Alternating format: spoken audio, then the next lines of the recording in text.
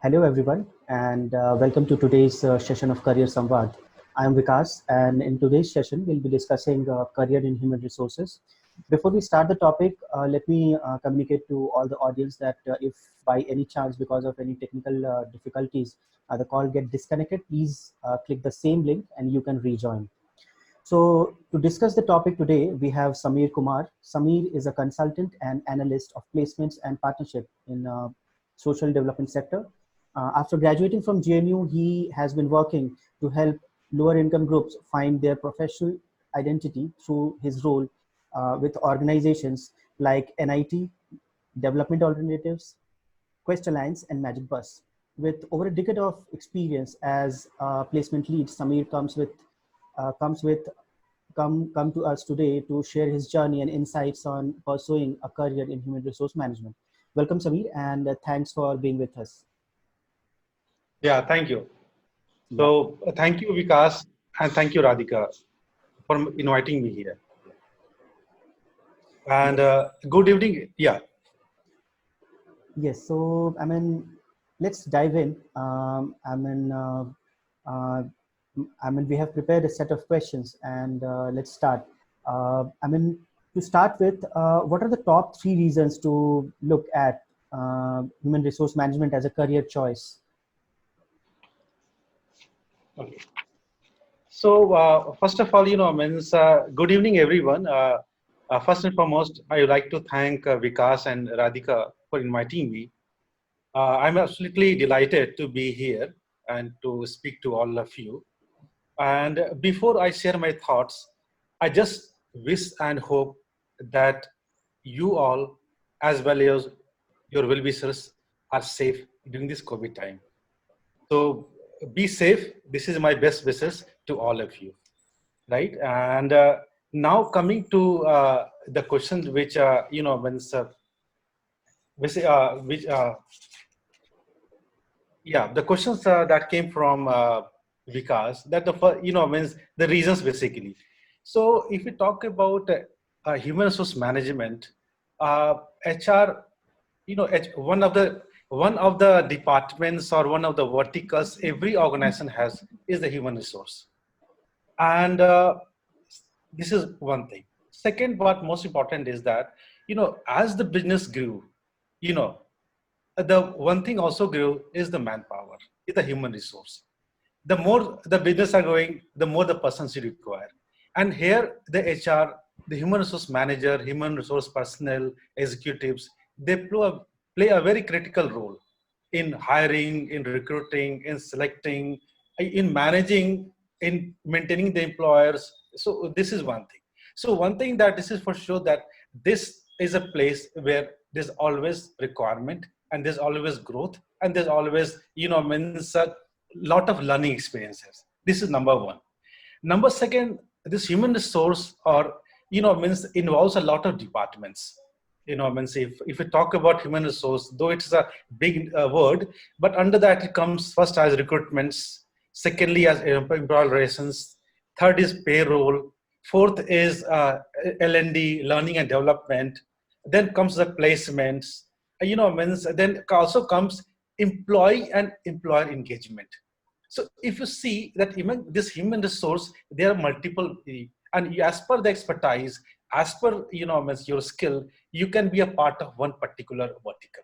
Either you can be a part of recruitments, if you have a very good and connect with the society, with the candidates. You can be a part of means employer, means secondly also you can part of your training team. If you're very good in training, if your communications is very good, or you like training, you like interacting with people, you can be part of training. Then also you, if you're very keen in finance and budgeting, you can be a part of budget, because all the payrolls, they are governed by the HR. So you're in this particular line, there are a lot of learnings, means you have a lot of learnings, and also you have multi-pronged route. So the more that you learn, the more you're given the responsibility, the chances that more you will grow. This is number two. Number three is that growth opportunities. Means this is a particular, because what happens, not only this particular role or human resource is dynamic, But one thing that is very, means very critical and very important and very unique about this role is it gives a lot of unique experiences at every level. Even if you're a fresher, even if experience of 5 years, even if experience of 10 years, every time and again you'll be able to equip yourself. The amount of learning, the amount of experience, the amount of exposure it gives, I think this makes this role, human resource, as very unique. Yeah. Okay. Yeah, that's very interesting to know, Samir, that the opportunity for growth in human resource is immense, and there are a lot of other there are many departments wherein a person can start working based on their specific skill set. So Correct. let's dive a little bit deeper, and let's move on, and let's know that what does a human resource manager or a placement coordinator do? Can you explain the different career opportunities available in this field? Yeah. So one thing, means if you talk, there are multiple roles actually. If you talk about the human resource as a main role, the major role comes as recruitment. Means as per the requirement. So first is matching the skills what the organization requires and with the candidate skills. So this match is very critical. So first level of screening. Once this matching is done, then interviewing, means verifying that whether candidate is right, fixed for this opportunity or not. Because means the candidates are good, but it's very critical that whether that candidate is relevant for our role or this role is not. And you hear the agile roles are very challenging also, because many a times it happens that the company or the organization looks for a particular skill set from the organization or from a candidate, whereas the candidate, they are not aware of what exactly their skill sets are. So they just see the position they apply. So here, in under the recruitment, how to match, how to means segregate, how to screen is one of the important role. Then once the candidate is interviewed, if he or she is selected, second part is the training. That which is known as process training. The every organization, whether it's IT sector, finance, e-commerce, real estate, hospitality, travel communications, anything, every has an own process format. So they have to be trained, and that to be under stipulated period of time to meet the expectations. Before hitting the floor, they have to be trained on that line. So to meet that KRA, that is key responsibility area, under a defined SLA, that is service level agreement, from which has been set from the managers, operations manager, team leaders, it is one of the very critical role of the HR. Now, third part comes, is to develop the employee. That is employer relationship, ER. That means, because many a times what happened, the candidate also has a lot of challenges, sometimes adaptability challenges, sometimes they are not cope up with the pressures, sometimes they feel that means their managers are not empathetic towards them, or sometimes they feel that means they are not getting the real praise what they are. So there are a lot of things that are there in the mind. So how to means manage all this emotional and empathetic feelings which candidate is going through during the initial period, this employer has to understand. So this thing, along with that, the fourth and the last, every organization has a keep in mind that if we are investing our time, if money, everything on building the capacity or training the student, he or she should retain. So to make sure that the candidate are sustaining the job happily with all the productivity, these are the very key roles that means HR. So it's very dynamic, very challenging, with lot of learning experiences. But again, it's a very nice part. That is very interesting, and it's good to know that key takeaway from this point was that training and development is very important. And before training and development, choosing one specific department in HR is also very important based on your skill set. Yeah. That is, apart from that, like there are a lot of misconceptions surrounded around any career path you choose among parents, among students. So let's move on to that question. So Samir, what is the biggest misconception that parents and students have with pursuing a career in human resource management? How can we combat these misconceptions? Yeah. So again, because this is a very good question actually. So what happens? One thing means, and there is nothing there actually, and this misconception comes without people are into that job. It is all in there. So one thing is that there is no growth in HR, human resource. That if I join, I'll be in the same thing. There's no growth because there's no exposure. There's no exposure. I'll be confined to certain department, so there'll be no growth. So this is the biggest, one of the biggest misconceptions people have.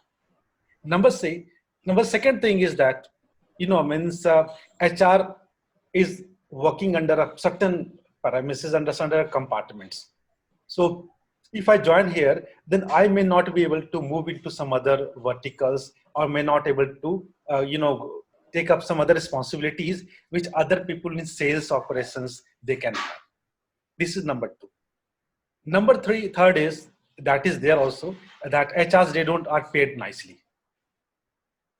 That if you become an HR, that means they are not, because there's no targets, there is no means perks, there's no incentives, there's nothing as such. But even HR work on a lot of targets. They have to close the positions within a stipulated period of time. And if they are doing it, there are incentives, there are means better way opportunities, and there are a lot of perks that is given. So this is it. And also one other feeling that HR has no growth, no salary, no perks. And even most important thing, there are a lot of people feel that there's no opening source of HR. Because once people get into HR, there are hardly any attrition and people don't leave. So this is, to some extent, this is true. Because, means what happens in an organization, there are a lot of, even in the HR, there are other departments as well. So the organizations, they groom up people or HR professional in all the different aspects. So that if an HR is not comfortable, in recruitments, he or she may be shifted to payrolls.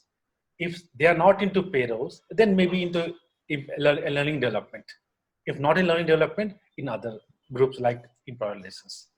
So these are the misconceptions.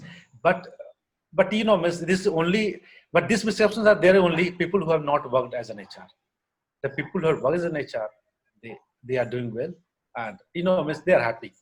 Yeah, definitely. And definitely, ultimately, one thing that is very few, even not in the HR, if we talk about operations, if we talk about, finance, anything, in this type of roles, you need to do something very unique. You need to be different from others. Either you have to be technologically very strong, you have to be, unique, you have to be unique from other. And to create the uniqueness, is very, very important that how much you're learning, how much you're grooming up, and how much more knowledge you are updating. So I've seen many people, they have in a very short span of time, they have reached to a very high level.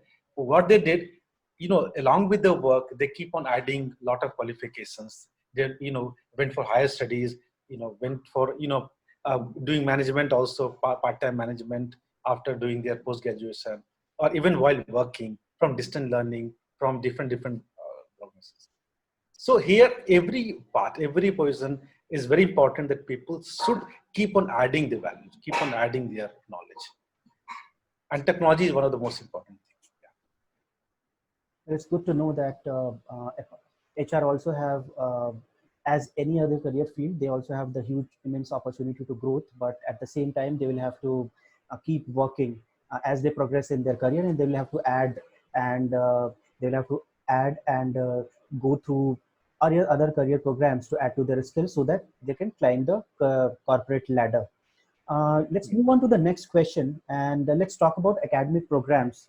So, I mean, what are the academic programs one pursue to have a career in human resource management?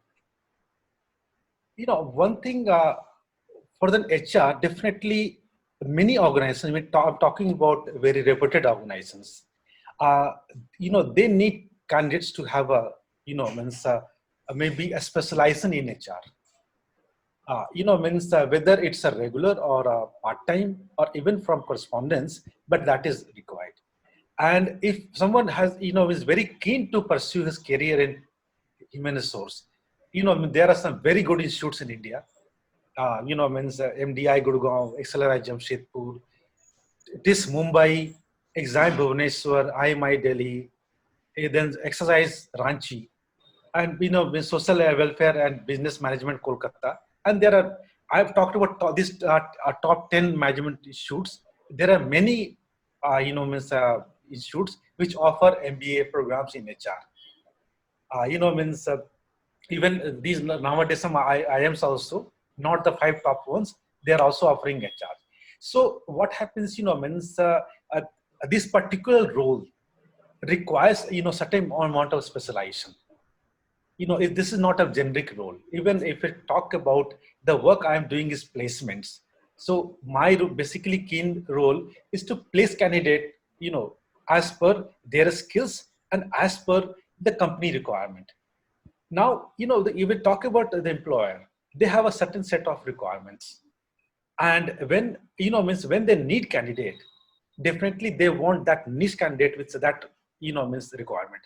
But when we talk to the candidate, maybe we find that out of 10, the candidates only have 2 or 3.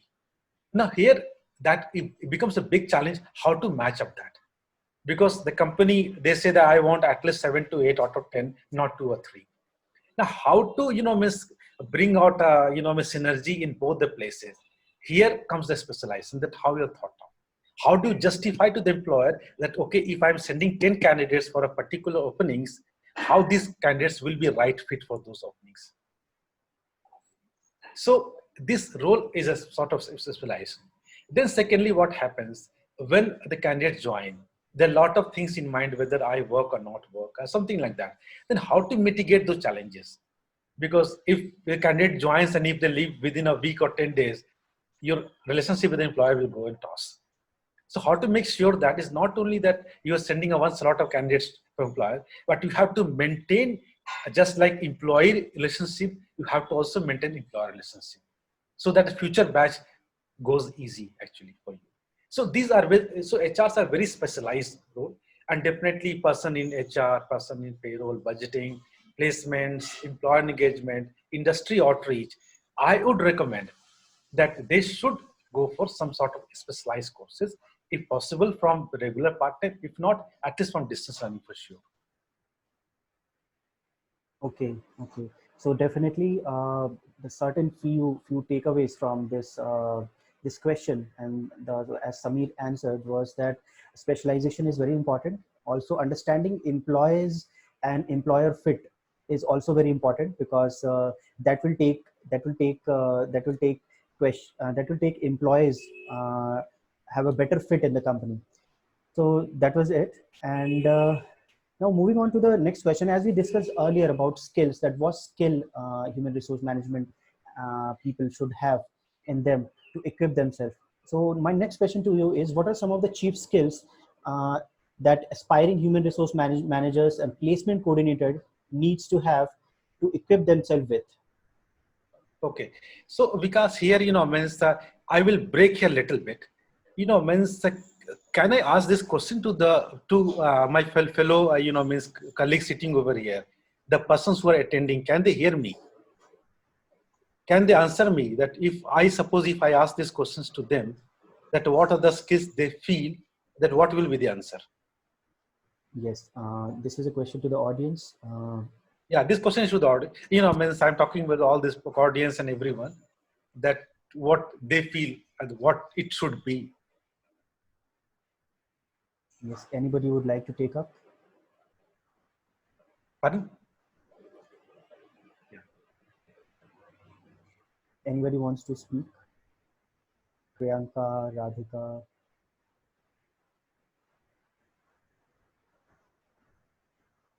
I think Samir, you should answer on their behalf. I mean, you should go ahead with what you want to. Okay.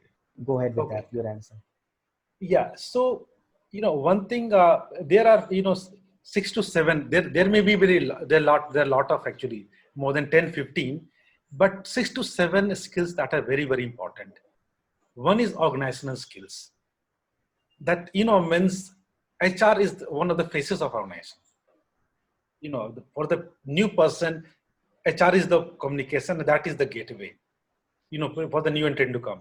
So how well that person is averse about the organization, its policies, HR policies I'm talking about, and organization policies, how much he or she is very clear of, and how much, means she or he is upholding that HR, the organization policies.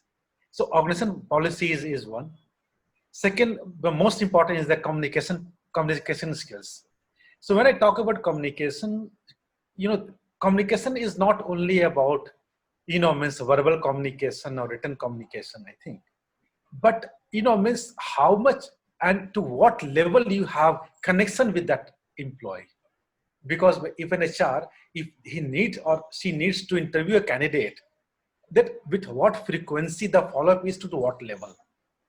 How much candidate who is coming for the interview for the first time, he or she is comfortable with it in HR, right? And how much he or she is aware that what exactly is the role or what is exactly is the requirement, and how he or she is the right fit. Why am I considered? Why not some other else, right? And then this is it. And then what before the interview, after the interview, then at the time of joining, there are a lot of phases: pre-interview phase, interview phase, post-interview phase. At this, all the phases, what was the level and a degree of communication the HR has. So this is very, very, means this thing is very, very critical. So to have excellent, credible communication skills. Number 3 is the decision-making skills. That, means to what if you have taken the interview of a candidate, what is the date, how much, by what time you will declare the result.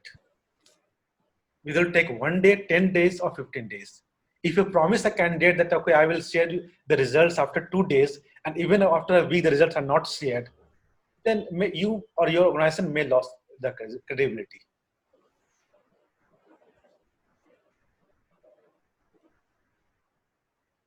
Yes, Samir. Right. So this is decision making. And whether, means if you're taking if you're very clear that how much you want, how much candidates you need, how much openings you want, if this is very important. This is number 3. 4th is training and development skills. This is very new and very unique, that once the candidate is, means join, there are a lot of counseling process. There are a lot of adaptive things that used to go.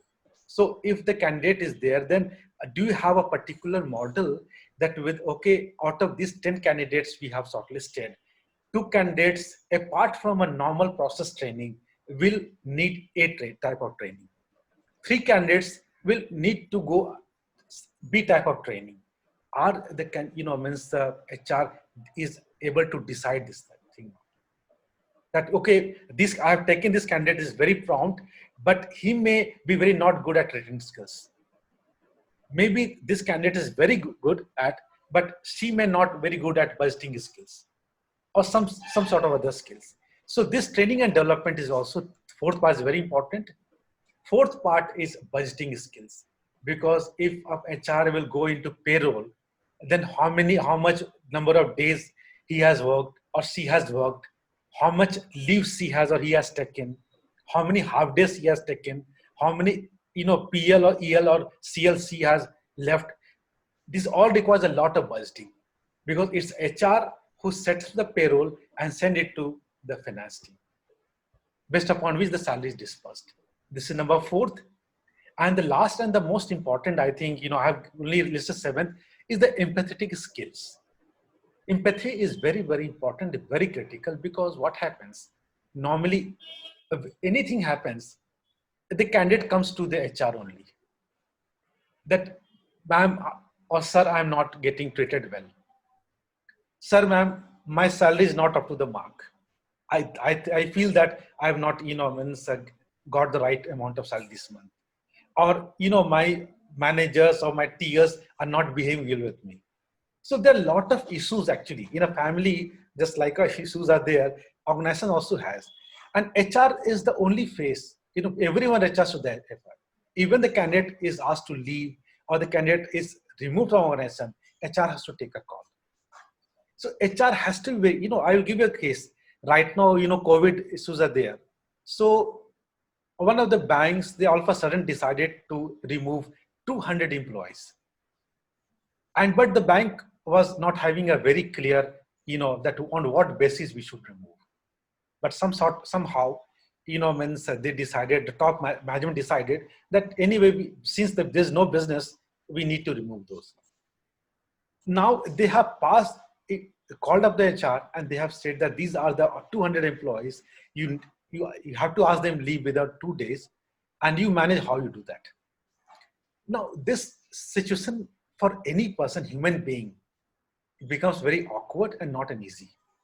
But HR manage all the things, and after a certain point of time, HR is not only asking them to go, but this is also in mind that if suppose after 6 months or 1 year down the line, if things are shaped well after COVID, we may have to ask those candidates, because those candidates were part of a system for a few months, a few years, and they can be a good resource. Because if they come in here, we don't need to give them the required amount of training, which we need to give them to the new person. So this task, means this is very challenging, but again, this is how the HR has to take up. So these are the skills the HR should have, and it's very, very important that, means means I will go by one of the very famous lines by John Cotton. He's an educationist, and that line motivates me a lot. Our HR, I feel, is a teacher actually, a counselor or teacher or motivator, HR, human resource person. So he says, a person who dares to teach must never cease to learn. So any education sector or human resource, we are a teacher. We are teaching a person. We are guiding a person. We are showing them a way. And if we suppose cease to learn, then things will not work. So there has to be learning every day. And if I talk about learning, I'm pointing out that if you talk about organizational skills, communication skill, decision making, training, budgeting, empathetic, we have to add some value to those skills every day.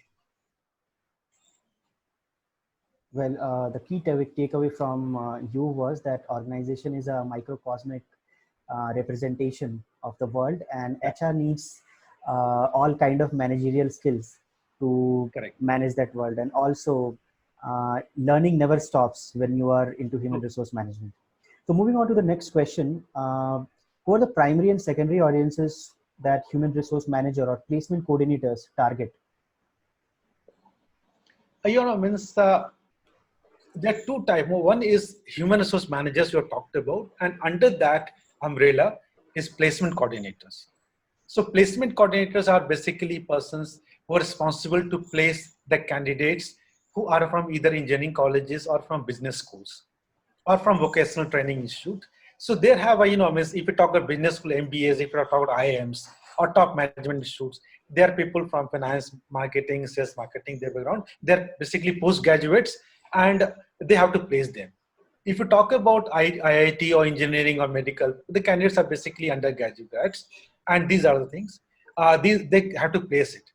But if you talk about human resource, the target audience vary. First of all, vary as per the requirements, as per the departments. I am from operations team, I want 5 persons. I am from finance team, I want 2 candidates. I am from admin, I want 1 candidate. Or I am from security, I want X number of candidates. These are the departments. But along with it, when you talk about organization, also comes the experience. I want candidate with 5 years experience. I want 20 candidates with 2 years experience, or I want a senior manager with 10 years experience. So, means when we talk about educational institutes, there is a niche crowd, maybe 100 MBAs or maybe 100 IIT undergraduates. This is one. But if we talk about organizations, there are different number of candidates. If we talk about retail, they want 100 candidates per month who are just 12th pass. If we talk about BPO, in domestic BPO, they need 100 candidates who are graduates with good communication skills. If we talk about domestic BPOs, they may require 100, 200 candidates, but they should be good at, means normal English or something Hindi. That's it. So again, it depending upon the requirement, depending upon whether it's educational institute or whether organization, then the target audience is different. So if I talk about placements actually, so I have been to different placements actually profile. So most of the, means places, if we talk about government run vocational training places, NGOs or CSR foundation, the most of the candidates, they are basically 12th pass or from the ITI, industrial training institutes. So ITI people are 10th pass and they are undergoing 2 years of ITI or 1 year ITI or diploma. So these are the candidates. So these are the candidates whom basically I was looking after. Now I'm into a business school, so I am placing the candidate who are basically BBAs and MBAs now. Okay. Okay. Yeah. So let's discuss about the life of human resource management. So can you tell about a typical day in the life of a human resource manager or a placement coordinator? Is it hectic? What are the challenges they face on day-to-day basis? Yeah, it's hectic. This is very busy. I think this profile is very nice. Nice in the sense it is challenging, and every time and again you feel there's something new happening.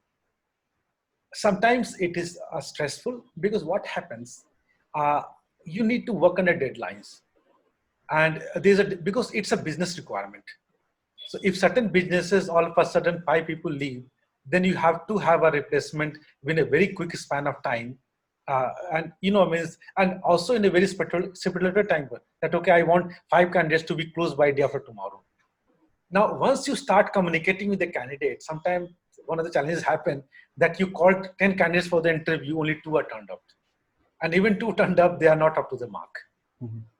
So what happens, means in this way, communicating with the different stakeholders.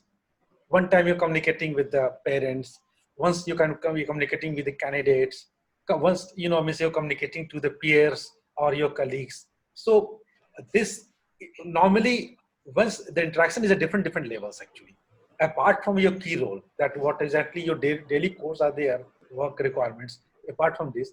So this is one of the part. So it's very, means, though it's very interesting, means is a lot of learning.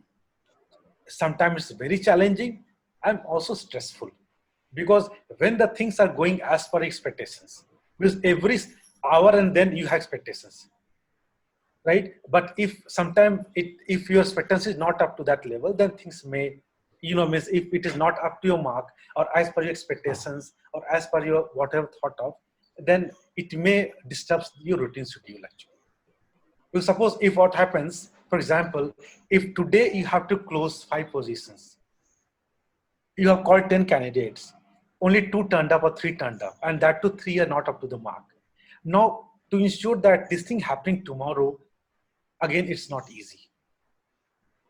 And you can't keep on buying time with your colleagues or bosses and that to your business. You have to give a deadline that when it has to be done. So that again is it's challenging, but this is how it goes. So it's, means it needs a lot of networking. It needs a lot of follow-ups. It needs a lot of communication, and also how you're managing your time and your day. Okay. Well, I understand that HR manager is also always on their feet and working, and it's a very challenging job as any other field in the corporate world. Now, moving on, let's talk about one of the most important topic which people are interested, students are also interested, and that question is how much on average does a fresher in human resource management earn? How does this salary scale rise with time? Means in terms of salary, there's nothing as such actually, because what happens if you see in India, and there are bigger, there are organizations which are multi-skilled, There are organizations which a lot of MSMEs also medial, and this organizations were small. So every organization has its own means payroll, but definitely if we go from the minimum wages point of view, minimum wages actually, and so normally for freshers actually a person I'm talking about 1 to 3 years experience normally, because even in human resource line even 3 years are not considered as a very that you're not very well versed with that actually seeing the nature. So it comes from 1.5 to 3 lakhs if we talk about 1 to 3 years. Then if it's, if someone is in between 3 to 6 years, it is from 3 to 5 or 6. And again, if you're from 7 to 8 experience, then you're getting something around 7 to 8. But means this thing I'm talking about a person who is whose qualifications are up to the mark in terms of they're from good institute and they have done specialization in HR actually, because it also keep fluctuating. Because what happens, even in terms of salary, that means you have to keep upgrading your skills so that to grow above in the ladder, and the more you grow in the ladder, the more salary you will be able to draw actually. So you have to be the first among the equals basically. So one question that also comes to my mind is how many hours a manager in HR typically work in a day per week? You're talking about time actually. Yeah. Means there's no defined time actually. See, normally it depends upon how you manage your time. And normally the successful HRs and every HR, they are, means working as per the required, work. Suppose if the timing from 9 to 6, if they're managing work well, if they're managing their task well, if they are going through the do last task, then I think, this 9 to 10 hours is the time they are devoting actually. And if they have the required skills, if they are able to have a good network of people, if they know how to delegate the work, if they understand what work they can handle and what work they can't, and how to delegate those they can't handle. So this is how you relate. So, here what happens, the HR, like other person, has to do a lot of planning actually. Okay. It's not that, lot of planning. It's not that, all of a sudden, you in the morning, you decide what you need to do. I've seen many HRs actually. And even, my wife is an HR manager. So she has a lot of experience. I see every day in night, she maintain these are the to-do list for tomorrow. Okay. So, And, so to-do list is very important, that these are the tasks which I have as per this, SLA, as per the requirement and the priority basis. These are the tasks I have to close by tomorrow. Because, every day there are all of a sudden tasks that comes in. Also, that, means it's important that how you manage your day and how you manage your time. So normally people, means based upon the requirement, they work from the normal office working hours. But there are times when, as per the business requirement, or if there's some changes, then people need to work. If you talk about recently COVID days in the last days, there's still a lot of con calls in the night also, because means there are a lot of decisions that used taken. So people used to work from 10 to 12. I have attended con calls from 10:30 to 12 o'clock in the night, again 7 o'clock in the morning to 9. So this is how it was. But means it's important that the nature of work, if you're not able to manage your time, if you're not able to manage your task, then there will be a lot of spillovers actually, and your personal work may get hampered actually. So this is how. okay.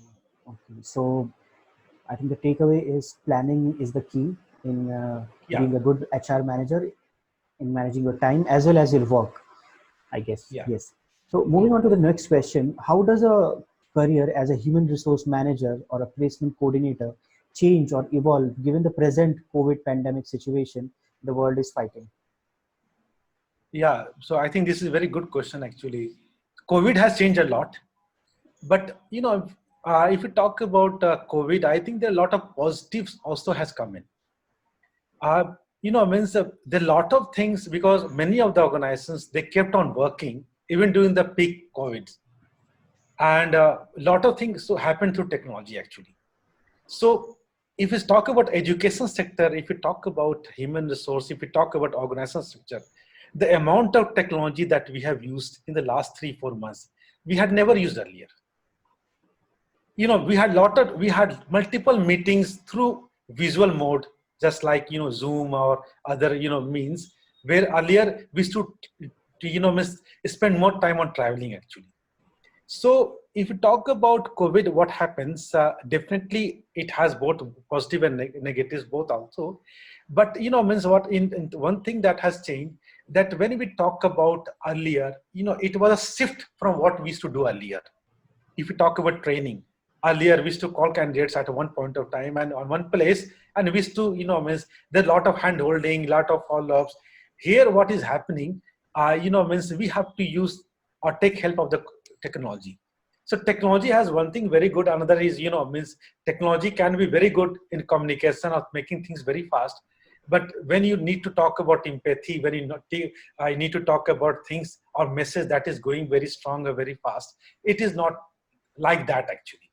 Because many of times, because the people with whom we are working, either they were not technology very averse or they don't have the technology means in place actually. Because some places, because of COVID and because of lockdowns, even the net was not working. So these sort of challenges is there. So normally it and this thing, since this thing was very all of a sudden, we were not very much aware, or we were not very prepared of that this thing may come up. So normally initially things was taking in a slow bit, but now it has become a normal part, and I think we'll have to live with it actually. So things have changed definitely. The amount of interaction, the amount of uh, means the way we used to deal, the ways to deal, ways to interact is not there. Definitely. Okay, you rightly mentioned that I mean things are this is going to be our new normal, and HR, as everything around the world, is also compensating with it and also changing and evolving in the process. So I think I mean COVID is a good example, which I mean which also gave HR also human resource field also a lot of Yeah. So challenges, and they are also dealing with properly with it, I guess. Use of technology. yeah. So one thing that is good. Means I will take it positively. That there were some normal practices that used to follow from earlier. Mhm. The HRs, the placement coordinators, we used to do all the things that we had. But during the COVID, we relied on, we banked on, or we brought technology into place. So what we have found out that if we maintain, it will save a lot of time actually, and it will give a leverage to do something else also. Mhm. So this thing, means because earlier we were not very much sure that how technology will help in listening out, right? But definitely it has worked. But in some other part actually, means it gave us some tough, means challenges actually. Because you can't assure with technology that candidates are going for a job. Yes, yes, you're right. So You're right. Um, Now let's talk about another important aspect of any career, and human resource is also not apart from that, and that is work-life balance. So, is there a work-life balance pro tip you would like to share with us, to the audience? well, yeah, yeah, definitely. Means there are a lot of things actually there are there in terms of work-life balance. One thing is very important, that it is very easy said than done. That Yes. you have to maintain, you have to leave your work at work, number one. And for that, you have to plan your day. And because if you're in the office, you have to complete a certain amount of tasks. There are tasks which are on a very priority basis, very urgent basis, and there are some tasks we have to complete. So how you're managing those tasks, and to what level you're managing the task, which you're able to handle, this is this is very important. Number two. So one is managing your day, planning your day, planning your task, and executing your task, number two. Number three is to what extent you're able to delegate the task on your colleagues, right? Because if all of a sudden three tasks comes in, then definitely you are not able to leave for home at a certain point of time. So how do you know? But this work has to be done. So how you're giving or leveraging your work, how you're delegating your work to your ex-colleague. This is also very important. Fourth is considered sound sleep. Means it has to be very important. Secondly, means with virtual things has in place. When we talk about a lot of communication, we are using WhatsApp, we are using Zoom, or we are so communication. So it's not very easy actually, because virtually you can be accessible everywhere for work. So how you are making the differences, that what is your work time, or when are you working, or when you're open to work, when you're not open to work. This decision is also very important actually. That when you will be available for this particular call, when you will be not, or when it's feasible, not feasible, this is also very important. So if I summarize all these things, it is not easy said than done, but one thing, you have to leave your work at work. Don't carry your work at home, number one. Secondly, you have to prepare a to-do list. That okay, what happens if I know in the morning that I have to do X number of 8 tasks. If suppose means, then you will manage your day as per that task. You'll manage your lunch, you manage your tea or break accordingly, right? Then means you'll show that okay, now only I have 3 hours left and I have 4 tasks to complete. So you can manage that. So it's very important that in the morning you have a to-do list. Number three. Number second is very, very important that which task will be accomplished by you, or you have to have very clear understanding that for which task I can't do myself, I may be needing help of my colleagues. So it's very, very important, right? Suppose if there's a report, now you're very good at analysis, but you have to be dependent on a finance guy for the finance part. So if you don't tell them in advance that, okay, I need to send this report by 6 o'clock in the evening, and I want your report or finance report or budget report by 4 o'clock or 5 o'clock in the evening, I won't be able to send that. So you have to have that clear understanding in mind. So then only you will be able to do that. And Saturday or Sunday or the week work days, you have to be very clear that what is my plan for the day, and you have to make your plan for the day. So again, here planning is very, very important. Planning, and most important, what you need to do and what you don't need to do. This understanding is very critical. So I think clarity in having your day-to-day task is very important, and that was a key takeaway for us. Also, Samir, you mentioned delegation, and coming from a personal experience also, that when you are a fresher, you have to do your own work and then you have to report to a manager. But when you become a manager, then you have to do your own work as well as you have to manage other people as well. So correct. What is do you have any insight on the art of delegation? Because many people find it very, very difficult to delegate and getting work done from others. Yeah. So, means again, there is a way actually, means, so one thing is that, means here again in Pathipe, one is a leader actually. If we talk about one of the examples, one of the leaders was Gandhi. So he never said you do this. He used to lead by example, and the rest, when he was to walk, 1,000 people used to walk. So what is happened that means when you are when you delegate the task, it should be such a way that your junior feel that okay, my sir or my manager is delegating my task not to lessen his burden, but to empower me. That he feels that I am that much capable, means who can handle this work. So making a part of that process actually, you have to work as a team actually. Teamwork is very important. If means boss, is that okay, manager, boss, or supervisor, peer, knowledge sometimes is Yeah, so that supervisor or peer or subordinate, things may not work. Because ultimately, you have to give the result. So if you feel that, if you make your colleague or subordinate entitled, or if they feel that, okay, if I do this work, I feel entitlement, and I feel that I'm in good books of my manager, or because of my hard work, he is giving me more and more responsibility, definitely the task will be. So you have to start and then delegate. And you have to show them how to do that task. Great, great. And I think the main takeaway was leading by example first, show them the path, and then Yeah. take them into confidence and then work as a team.